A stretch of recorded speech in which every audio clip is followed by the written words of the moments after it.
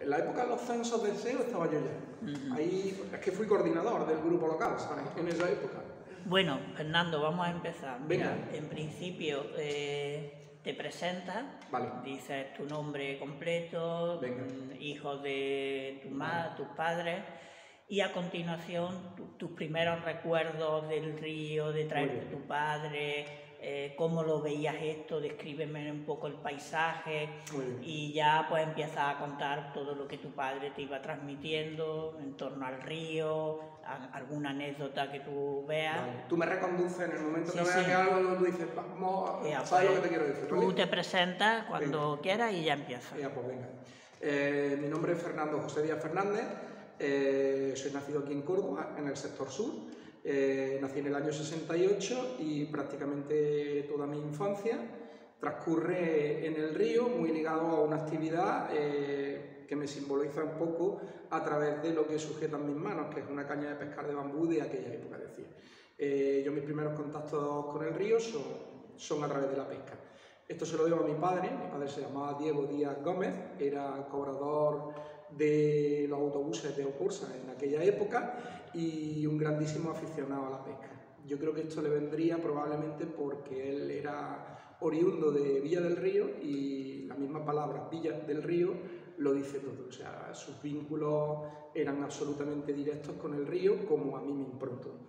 A través de él empiezo a conocer un río muy diferente al río que conocemos hoy.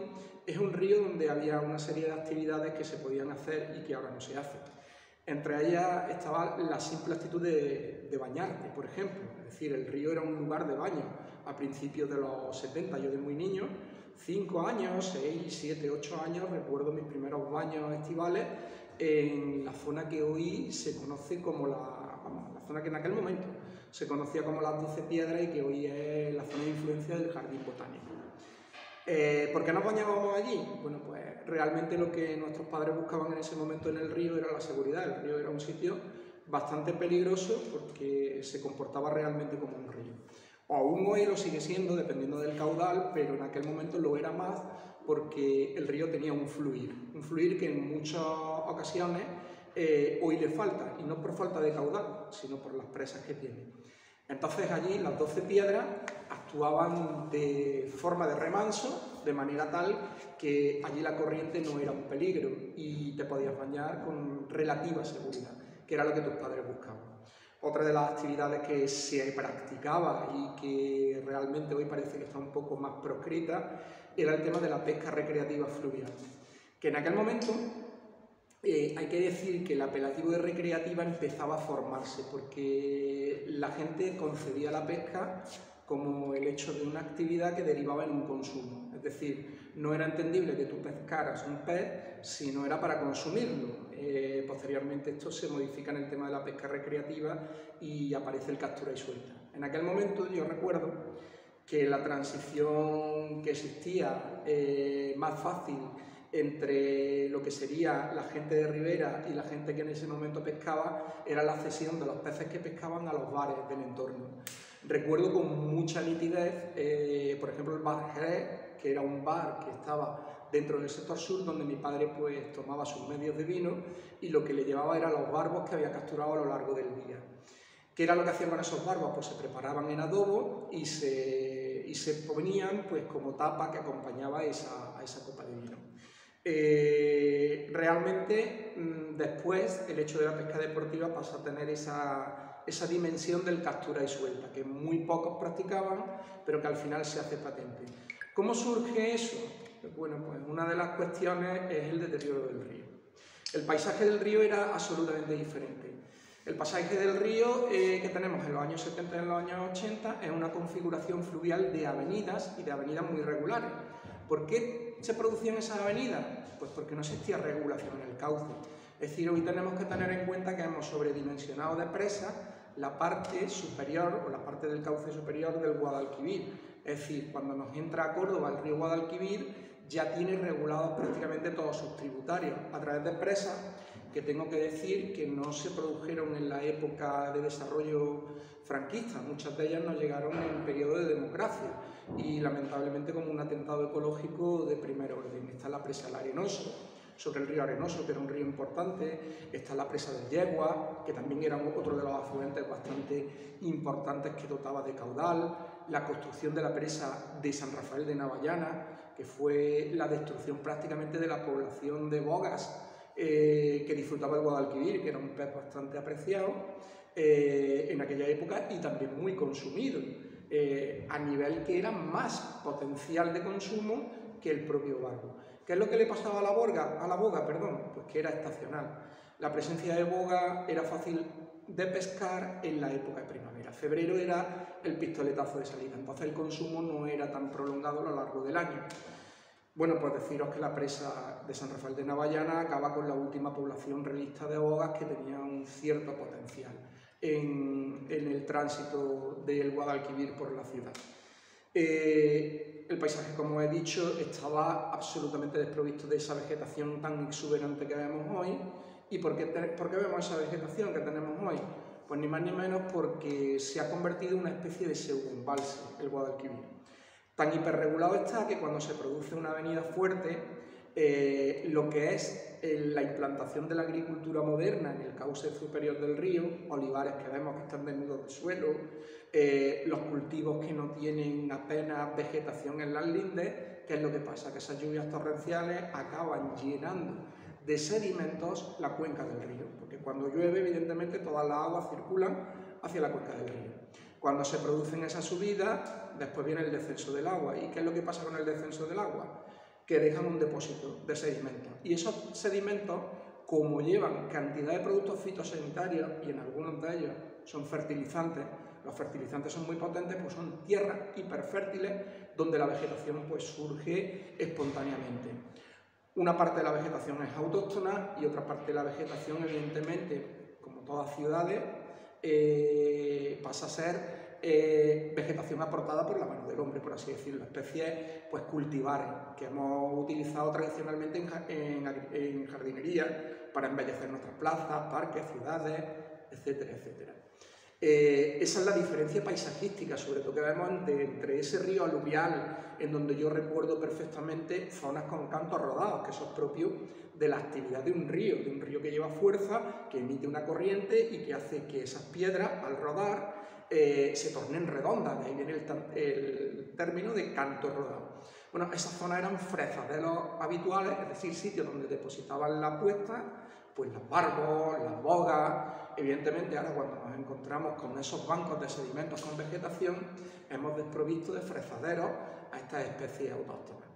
Otra de las cosas que teníamos en aquella época era que no disfrutábamos de las especies, disfrutar entre comillas, porque esto es una agresión al medio, de esas especies que nos vinieron introducidas a partir de los 50 y que no cobran una expansión fuerte hasta finales de los 70 a los 80. Entre ellas me refiero al black bass, que ahora sí está presente en el río Guadalquivir, pero que en ese río de mi niñez no existía, no era una especie presente, no era una especie que se buscara, y sí convivía con el recuerdo de otras especies pues, que desaparecieron para siempre.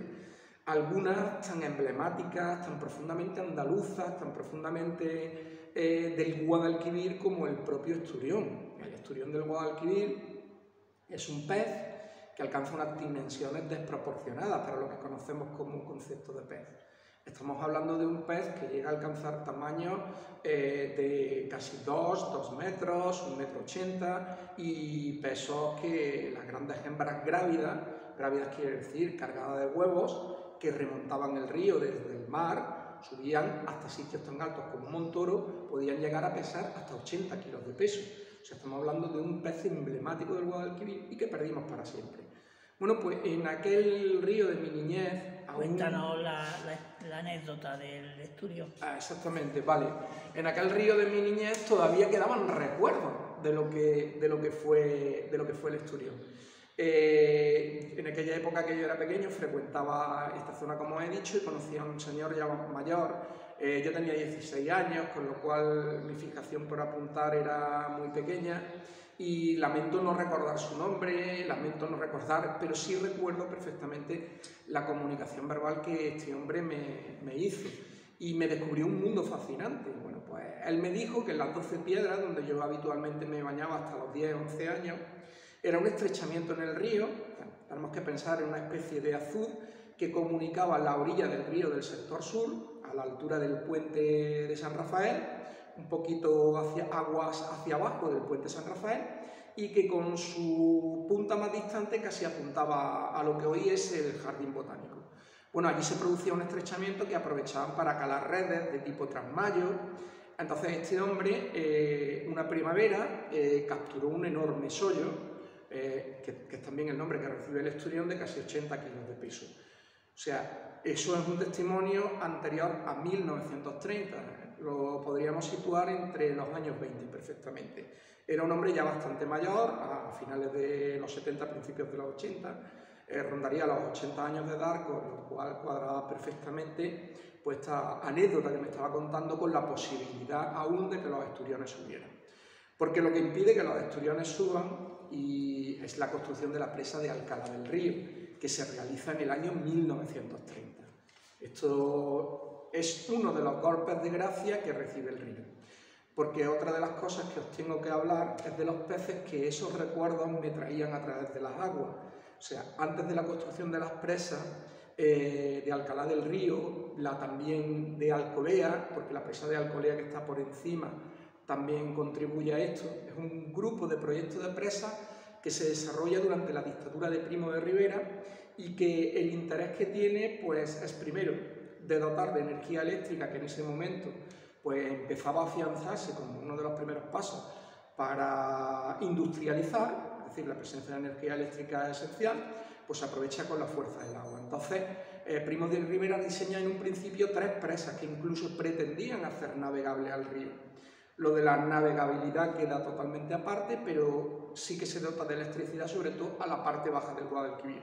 La presa de Alcalá tiene este fin y además un fin que hoy nos parece un poco absurdo, pero que era muy importante: el tránsito de una orilla a otra del río, es decir, también constituían un firme propósito de puente estas presas, porque el paso entre una orilla y otra en el Bajo Guadalquivir y en esa zona se producía mediante barcaza, con lo cual esto también hace que fluya la salida de mercancías o la entrada de mercancías de una orilla a otra. La empresa que al final diseña las presas, el nombre es Bengemor, y si alguien tiene curiosidad pues saber cómo es la presa de Alcalá sin desplazarse a ella, tenemos la presa en Pedro Abad, el embalse del Salto que se llama, que es de la misma época, corresponde al mismo tipo de proyecto y que tiene prácticamente el mismo tipo de diseño. Estas presas hirieron mortalmente a peces que ¿qué hacían esos peces? Pues esos peces tenían una parte biológica muy llamativa, es decir, necesitaban del concurso de tener un río libre, porque o bien venían del mar para reproducirse en el río, o bien el caso contrario, que lo tenemos en la anguila, ¿vale? La anguila se reproduce en mitad del océano Atlántico, en un lugar que conocemos como el Mar de los Sargazos, pero utiliza los ríos para madurar sexualmente.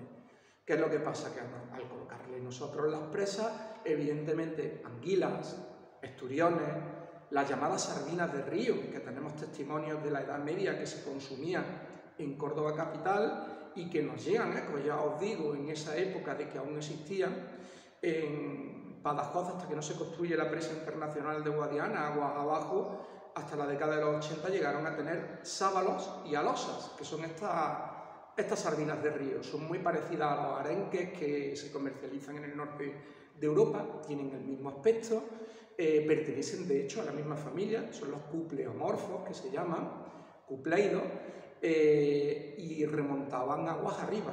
Como curiosidad, hay notas testimoniales de que existía una pesquería de sábalos en el propio río donde nos encontramos a la altura de Miraflores, el Molino de Marcos, un poquito aguas arriba, se capturaban estos sábalos, estas sardinas del río, y se comercializaban, pero de manera industrial, porque ahí sí que me refiero no a una pesca recreativa como la que sujeto en mis manos, sino una pesca de consumo que movía bastante dinero y que creaba concesiones por las cuales se peleaban en un momento determinado. Es decir, tener la concesión de una pesquería de sábalos, de alosas, de camarones, aunque parezca mentira, aquí había pesquerías de camarones, pues eso al final reportaba un beneficio sobre los que disfrutaban de esta concesión y que era prácticamente un monopolio. Si tú tenías la pesquería, tenías asegurado la venta de pescado en Córdoba capital, con lo cual se se concedían bastantes sumas de dinero por tener este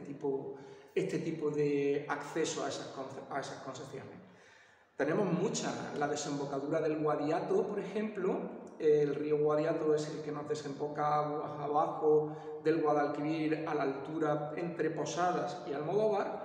Tiene la curiosa reseña de que incluso un pescado que habitualmente nos encontramos hoy en las estanterías de las pescaderías a las que normalmente vamos y nos dirigimos a consumir, que es el róbalo o lubina, pues llegaba a la altura de la desembocadura, la boca, que ellos le llamaban boca, este tipo de desembocadura, a la boca del río Guadiato, como estoy diciendo.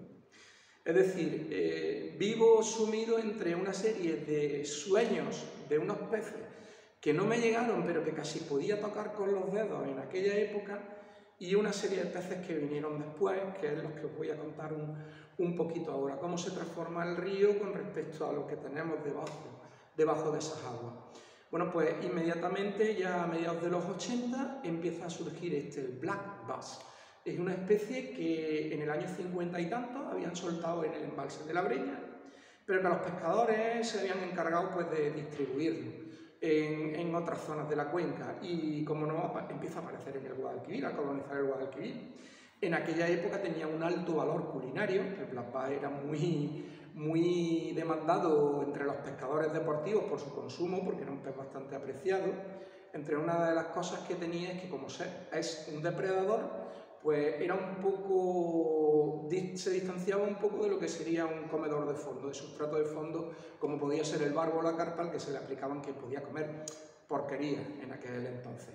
Tenemos que pensar en un río ampliamente contaminado, tenemos que pensar en un río en los 80 que lo primero que sufría eran las alperchinadas más feroces que jamás he visto yo en mi vida. Una alperchinada no es ni más ni menos que una suelta de vertidos procedentes de la elaboración del aceite y que al final pues acaba en el río. Esa sustancia que suelta, el alperujo, alperchín, acaba agotando la existencia de oxígeno en el agua, y entonces los peces, evidentemente, si no tienen oxígeno disuelto en el agua, acaban muriéndose. Las mortalidades eran terribles.